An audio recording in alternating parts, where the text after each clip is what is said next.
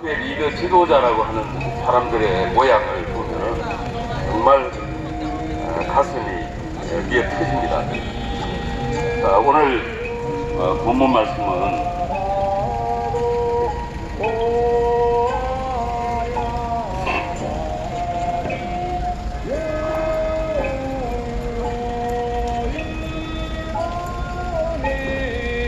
이사야 1장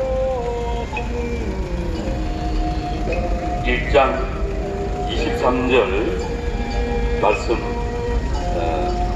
한 절만 봉독했습니다. 내 고관들은 해역하여 도둑과 짝하며 다 내 본을 사랑하며 뇌물을 구하며 과를 위하여 신원하지 아니하며 과부의 송사를 수리하지 아니하는도다. 아멘. 지금 오늘 이사야 1장 말씀을 상고하면서 지금 이 시대 대한민국의 모습과 다를 바가 없는 것이 아닐까 합니다. 이사야 1장 18절 말씀에 보면은 사랑하는 백성을 논리적으로 설정하기 위해서 하나님이 스스로 낮추사 서로 대등한 관계에서 논의하겠다는 말씀이 우리가 서로 변론하자 하는 그런 개념으로 말할 수가 있습니다. 사랑하는 여러분, 이 시대가 너무나 배역합니다. 진리가 진리 같지 아니하고 예수쟁이가 예수쟁이답지 아니하고 교회가 교회답지 아니하고 정치인들이 정치가가 아니라 정상배, 오리배, 시정잡배와도 다를 바가 없는 그런 모습을 보이는 이 배역한 시대, 하나님은 이 시대를 향해서 우리들에게 어떤 메시지를 주는 것인가요? 결국은 한국 교회에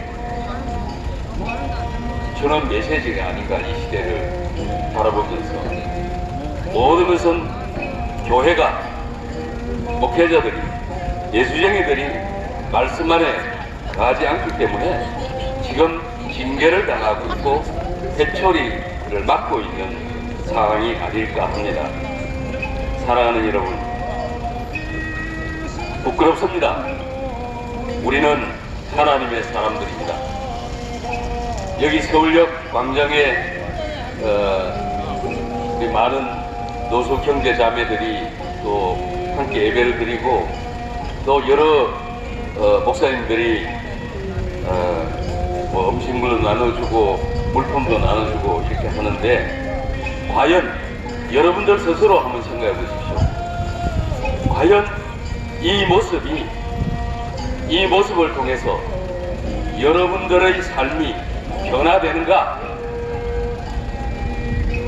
여러분들이 너무 잘 아시죠? 정말 이 나라도 그렇고 이 사역의 현장 서울역에도 뭔가 변화가 필요하지 않을까. 정말 저희가 말씀 앞에 가로서고 머리를 쳐박고 여호와를 경외하는 그런 저와 여러분들, 또 특별히 한국교회 우리 목회자들이 되어야 되지 않을까 합니다. 사랑하는 여러분, 이 시대가 폐역하는 정도를 넘어서 정말 심각합니다. 서로가 서로를 사랑하지 못하고 용서하지 못하고 예수 그리스도의 말씀을 해내이듯이 입술로는 선포하지만 삶은 너무나 거리가 먼 우리의 삶이 예배가 되어야 되는데 말입니다. 지금 이스라엘의 전쟁이 났습니다. 이스라엘의 전쟁 상황을 보면서 저는 그런 마음을 가지고 있습니다. 한반도에, 이 대한민국에 이스라엘과 똑같은 판박이다. 판박이 우리한테 깨달아라고 이스라엘 전쟁을 통해서 우리들에게 많은 메시지를 주는 것이 아닐까. 사랑하는 여러분, 이 나라를 튼튼하게 세우기 위해서는 유비무한 정신을 가지고 국방도 대비하고 잘못된 어떤 시스템도 다 좀 뭐라고 할까요?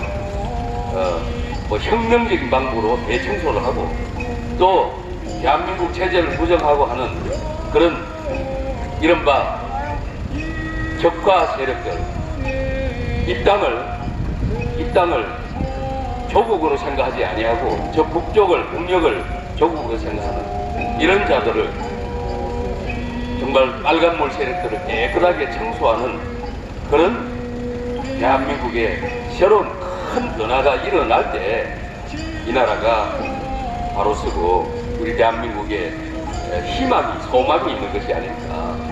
제가 조금 전에 전철에서 전도하면서 이런 표현을 했습니다. 청년들이요, 학생들이요, 결혼합시다. 결혼은 선택이 아니고 필수입니다. 하나님은 생육하고 번성하라고 명령하셨습니다. 여러분들은 어떻게 해서 이 자리에 이렇게 생존하고 있나요? 여러분들의 부모님들이 섬기고 낳아서 기르고 그렇게 해서 여러분들이 이렇게 생존하고 있는데 애기도 낳지 않고 핑계 하면서 이거는 결국은 배은망덕한 것이다. 하나님의 생육하고 번성하라고 했는데 특히 예수쟁이 청년들이요 말씀에 절대 순종하는 그런 변화가 필요하지 않는가. 지금 대한민국이 출산율이 세계에서 제일 꼴찌입니다. 0.78%밖에 안 됩니다. 그리고 자살률은 세계 1등입니다. 낙태도 세계 1등입니다. 1년에 100만 명의 생명이 죽어가고 있습니다. 또 동성애 합법화의 깃발을, 낙태 합법화의 깃발을 이른바 인권을 얘기하는 빨간물 세력 민주당이 깃발을 흔들고 있습니다. 여러분 정말 정신 차려야 되겠습니다. 대한민국이 지금 무너지고 있습니다. 대한민국을 바로 세우기 위해서는 정말 특별한 각오, 무릎 꿇고 철저히 통회하며 자복하고 회개하는 그런 저와 여러분들이 되어야 되지 않을까 합니다. 대한민국 사랑합시다. 자유대한민국 지금 얼마나 부유합니까? 이런 나라가 어디 있습니까? 그런데도 감사할 줄 모르고 그냥 태평성세 흥청망청 하고 있습니다. 어제 아르헨티나 선교사님이 서울역에서 설교를 하셨는데 아르헨티나가 한 100여 년 전 세계에서 미국보다 더 강국이었답니다. 근데 맨날 먹고 마시고 축구하고 뭐 무슨 춤추는 거 있잖아요. 그래 추고 그래 놀다 보니까 어느 날 그냥 나라가 다 망해져 있더라. 그 나라는 지금 치안 상태도 엉망이고 그냥 어떤 물건 하나 나가면 그거 내 것이 아니라는 거죠. 그런 나라가 됐습니다. 우리나라도 정신 안 차리면 알거지가 될 수밖에 없습니다. 그저 나라에서 공짜로 주는 거 달라고 요구하고 정치꾼들은 그저 공짜로 주려고 하는 그 짓을 하고 있는 이른바 전문적인 용어로 보편적 복지가 아니라 선별적 복지. 민주당은 보편적 복지를 주장하고 국민의힘은 선별적 복지를 주장하는 거죠. 다 정말 도와줄 만한 사람들 도와주고 이렇게 해야 되는데 다 퍼주는 식으로 되면 국가가 바닥이 나죠. 지난 5년간 문재인의 행태를 통해서 우리 대한민국을 다 그냥 국고를 다 받아내지 않았습니까? 그런 나라에 지금 우리는 밑에 살고 있습니다. 정신 차려야 됩니다. 이 시대가 너무나 부패하고 폐역하고 도둑놈들이 판을 치는 정치꾼들이 도둑놈들이 제1야당의 책임을 가지고 대통령 후보를 했고 이런 나라에 살고 있습니다. 여러분 이 나라를 사랑합시다. 정신 차립시다. 여호와를 경외하고 주님 앞에 바짝 엎드리고 부복하는 그런 저와 여러분들 되시기를 예수 그리스도 이름으로 축원합니다. 할렐루야. 다음은 우리 홍현선 목사님 모시고 하나님 말씀을 듣도록 하겠습니다.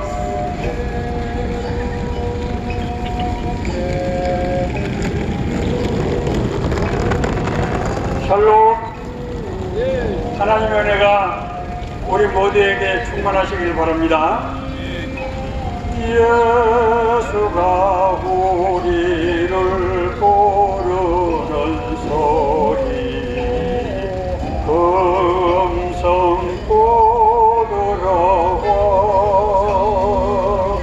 문 앞에 나와서 사면을 보며 우리를 기다리네. 오라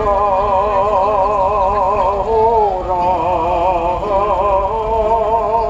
방황치 말고 오라. 죄 있는 자들아 이리로 오라.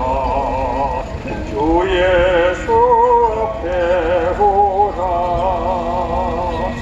세월이 살같이 빠르게 지나 쾌락이 끝이 나고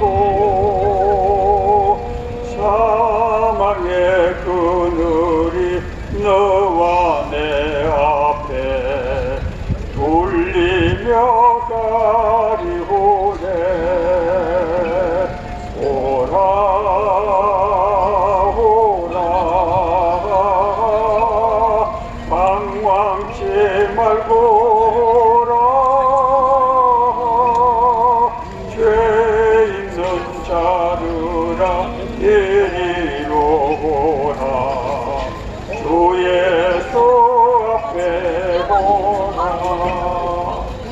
여러분, 오늘이 무슨 날입니까? 오늘은 거룩한 주일입니다. 여러분, 주일은 무엇하는 날입니까? 하나님께 예배하는 날입니다. 우리는 왜 하나님께 예배해야 합니까? 하나님께서 우리를 복 주시겠다고 약속하시고 부르신 바로 그 날이기 때문입니다. 하나님께서 우리를 복 주시겠다고 약속하신 내용을 제가 세 가지로 말씀드렸습니다. 첫째는 우리 죄를 용서하신 것이다.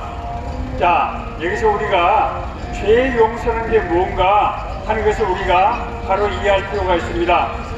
물론 우리 죄 용서라고 하는 것은 이전에 지었던 모든 잘못들을 다 엄거를 해준다, 이런 의미도 있습니다.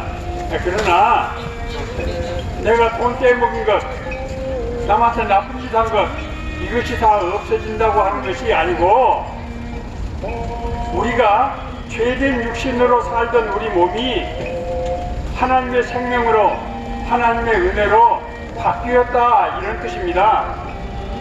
죄 지은 것은 죄 갚아야지요. 돈 꿨으면 돈 갚아야지요. 그것이 없어진 것이 아닙니다. 우리가 하나님을 알지 못하고 살던 인생이 하나님을 만나서 구원받게 되고 죄사함을 받게 되고 하나님의 자녀로 회복됐다고 하는 것입니다. 자, 두 번째, 오늘 거룩한 날 하나님 앞에 나오면은 하나님이 우리 죄를 용서해 주시고 우리를 하나님의 자녀로 만들어 주시는 것입니다. 자, 두 번째 복은 뭐냐? 하나님이 우리를 인도하신다는 거예요.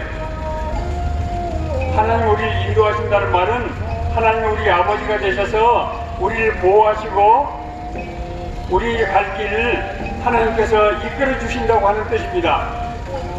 세 번째, 하나님께서 우리에게 주시는 복은 영생의 복이라고 말씀드렸습니다. 영생이라고 하는 말씀은 영원히 산다는 뜻도 있지만은 하나님의 생명을 누리며 살게 된다고 하는 뜻입니다. 오늘은 두 번째로 인도하시는 하나님의 축복에 대해서 말씀을 드리고자 합니다. 여러분, 제가 성경적으로 신학적으로 말하면 너무 딱딱하니까 성경에 나와 있는 얘기로 인도하신 하나님의 말씀을 전하고자 합니다. 여러분, 야곱 잘 아시죠? 어떤 사람은 야곱을 사기꾼이라고 하고 거짓말쟁이라고 하는데 저는 정말 야곱을 좋아합니다. 야곱은 어떤 사람입니까? 아브라함의 손자고 이삭의 쌍둥이 아들 중에 둘째 아들이죠. 첫째 아들은 에서이고 둘째 아들은 이제 야곱입니다. 자, 그런데 야곱은 어릴 적부터 장자권에 대해서 관심이 많았어요. 여러분, 장자권이 뭡니까?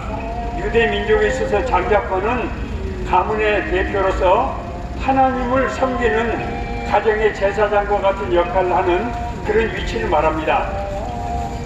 이 장자권은 당연히 장자인 에서가 갖게 되는 것인데 이상하게 야곱의 마음속에 이 장자권에 대한 강한 열망이 생기는 거예요. 하루는 이제 자기 형 에서가 사냥을 다녀와서 배가 몹시 고팠어요. 근데 마침 그때 야곱이 단팥죽을 끓이고 있었단 말이에요. 어제다 들었어, 어제. 아니, 에서가 배가 고파서 오는데 자기 집에서 이 단팥죽 냄새가 솔솔 나는 겁니다. 그래서 야곱아, 그 팥죽을 한 그릇 날 좀 다오. 그랬더니 야곱이 뭐라고 했습니까? 형, 그래? 그러면은 형의 장자권 그 명분을 나에게 주어. 이렇게 말했습니다. 야곱은 사실 장자권이고 나발이고 별로 관심이 없는 사람이었어요. 에서는 사냥을 즐겨하고 아주 활동적인 사람이었는데 그래서 돈도 안 되는 장자권보다는 먹는 것이 더 중요하다고 생각하는 사람이었어요. 그래서 그냥 지나가는 말로 그래 이 장자권 니 먹고 나 팥죽 한 그릇 다오 이렇게 해서 그냥 장난으로 그렇게 한 겁니다. 자, 그런데 진짜로 나중에 아버지 이삭이 나이가 들어서 이게 자기 자식에게 장자권을 상속해야 되는 시점이 왔어요. 그런데 여러분, 우리 속담에도 말이 시된다는 말이 있지 않습니까? 야곱의 어머니 이제 리브가는 야곱의 마음속에 장자권에 대한 열망이 있는 것을 보고 저 둘째 아들 야곱이 우리 가문의 장자가 되어야 하나님께서 축복하신다는 그런 믿음을 가지고 있었던 거예요. 그래서 자기 아들 야곱하고 짜고 좀 대단히 죄송하지만은 자기 남편 이삭을 속여서 자기 남편 이삭이 나이가 많아서 눈이 어두웠어요. 잘 안 보여. 그래서 두 사람이 서로 짜고 속여서 이삭으로부터 진짜 장자권을 받게 해버렸어요. 큰 일을 저지른 겁니다. 나중에 에서가 이 사실을 알고 나서 이를 바드득 하면서 내가 귀ham을 하면 저놈을 반드시 헤아리라 이렇게 마음을 먹고 있었습니다. 그래서 이 기밀을 안 어머니 리브가는 자기 아들 야곱을 자기 고향인 외삼촌 라반이 사는 하란 땅으로 도피시키게 되었습니다. 자, 여기서부터 오늘 얘기가 시작됩니다. 야곱이 살던 땅 부엘세바는 외삼촌 라반이 살고 있는 하란 땅으로부터 800km가 되는 거리. 여러분, 서울에서 부산까지 몇 킬로인지 아세요? 한 400km 정도 되거든요. 800km면은 서울과 부산을 왕복하는 거리 아닙니까? 그렇죠? 예, 먼 거리입니다. 그 먼 거리를 야곱이 홀로 나귀 새끼 한 마리 타고 그 무서운 길을 외롭고 고독한 길을 가는 것입니다. 할렐루야 하면 복 받으시오 우리 아들. 예. 그 길은 너무나 외롭고 춥고 배고프고 무섭고 막막하고 불안한 길이었습니다. 저는 야곱이 걸었던 그 광야가 서울역 광경하고 너무나 닮아있다고 생각이 됩니다. 자, 또 이제 광야에서 야곱이 노숙을 하게 됐어요. 노숙을. 네. 어디서 잡니까? 예. 그래? 노숙을 하게 됐습니다. 노숙을 하게 되는데 밤에 꿈을 꿨어요. 밤에 꿈을 꿨는데 하늘에서 사다리가 내려오더니 그 사다리에 하나님의 천사들이 와서 하나님의 찬양하고 노래를 부르더니 사다리에서 하나님의 음성이 들리는 것입니다. 나는 너희 조부 아브라함의 하나님, 너희 아버지 이삭의 하나님이다. 내가 너희 조부 아브라함에게 내가 너로 큰 민족을 이루고 내가 내 이름을 위대한 이름이 되게 하고 모든 민족을 하나님 앞으로 인도하는 복의 근원이 되리라고 하는 약속을 했는데 그 약속을 내가 널 통해서 이루겠다, 이 말씀을 하시는 거예요. 놀라운 말씀이죠. 그러면서 하나님께서 야곱에게 뭐라고 말씀하시는가 하면, 야곱아, 너 외롭지? 너 힘들지? 내가 너와 함께 할 거야. 네가 어디로 가든지 내가 널 지키며 널 보호해서 이 땅에 다시 돌아올 때까지 내가 너와 함께 하겠다, 그렇게 말씀하셨어요.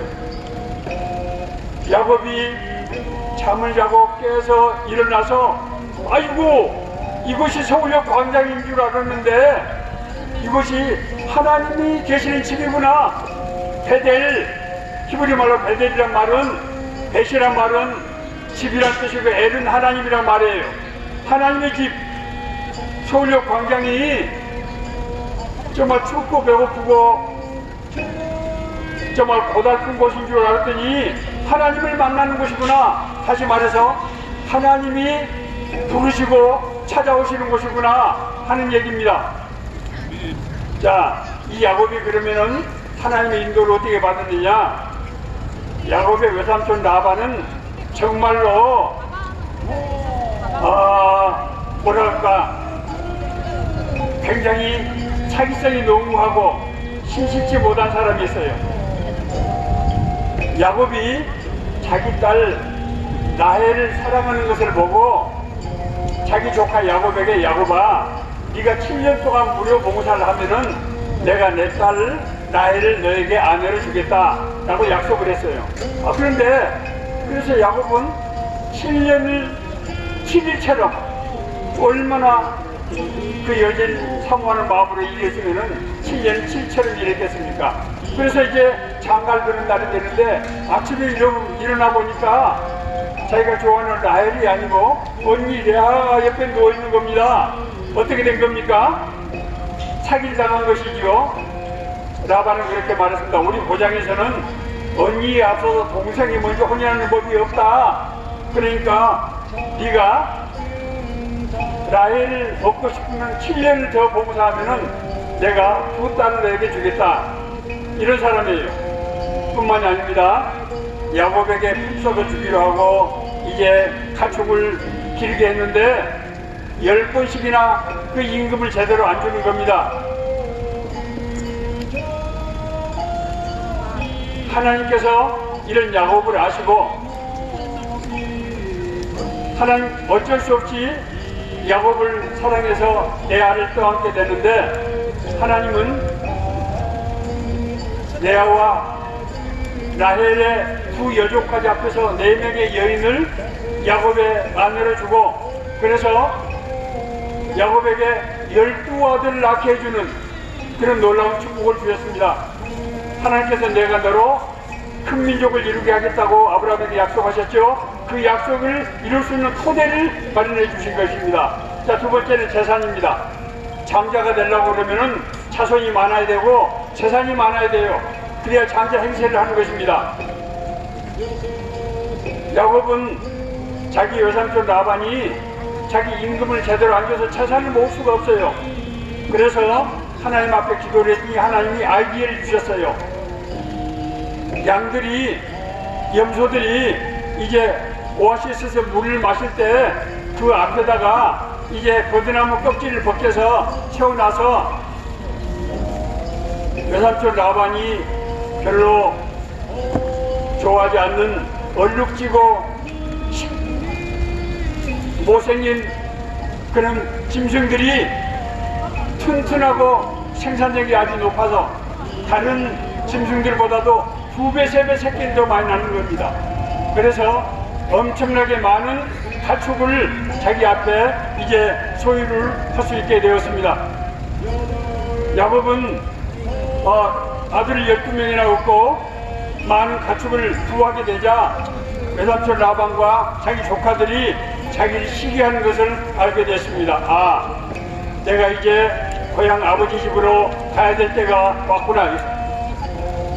야곱은 야반 도주를 결심을 하고 4명의 아내와 12명의 자기 아들들 그리고 그 많은 가축을 가지고 이제 고향으로 야반 도주를 했습니다. 이 낌새를 난 라반이 7일 동안이나 쫓아와서 야곱을 붙잡았어요. 그때 그날 저녁에 하나님께서 라반에게 나타나서 네가 지금 야곱을 잡으러 가는 거지? 내가 다 안다. 네가 만약에 야곱을 만나서 야곱에게 가타부타 한마디라도 하면은 내가 너를 비롯해서 내 가족을 다 몰살하겠다. 이렇게 하나님이 협박을 하셨어요. 그래서 야곱은 라반의 손길로부터 노임을 받을 수 있게 되었습니다. 마지막으로 한 가지만 더 말씀드립니다. 야곱이 이제 고향 앞에 가서 야복강가에 왔는데 자기 형 에서가 자기를 환영하기 위해서 군사 400명을 데리고 기다리고 있는 것입니다. 야곱을 환영하러 왔을까요? 아닙니다. 야곱을 이제 장자권을 사기쳐서 빼앗아간 야곱을 해하기 위해서 군사 400명을 데리고 기다리고 있는 것입니다. 야곱은 자녀들, 아내들, 가축들 다 보내고 나서 야복강가에서 밤이 새도록 하나님 앞에서 기도했습니다. 성경은 이것을 천사가 씨름했다 이렇게 표현하고 있어요. 야곱은 천사를 붙들고 놓지 않았습니다. 그랬더니 천사가 새벽에 이제 한나라로 가야 되는데 야곱이 놔주질 않은 겁니다. 천사가 야곱에게 말했습니다. 내 이름이 뭐냐? 야곱입니다. 다시는 내 이름을 야곱이라 하지 말고 이스라엘이라 하라. 이 말은 무슨 말입니까? 이 말은 하나님을 만난 사람, 하나님과 겨루어 이긴 사람, 다시 말해서 하나님의 약속이 이루어지는 사람이라고 하는 뜻입니다. 야곱은 거짓말로 장자권을 얻었지만은 하나님은 야곱의 마음속에 하나님의 은혜를 사모하고 하나님의 뜻대로 살기를 원하는 심령을 보시고 야곱에게 진짜 장자권을 준 것입니다. 여러분, 야곱의 광야는 바로 이 서울역 광장입니다. 서울역 광장에 여러분이 오늘 오셔서 예배를 드리는 것은 하나님께서 여러분을, 우리 모두를 부르셨기 때문입니다. 광야는 인간이 살기에 척박한 땅, 외로운 땅, 고난의 땅이지만은 우리가 이곳을 통해서 하나님을 만나는 바로 그 장소입니다.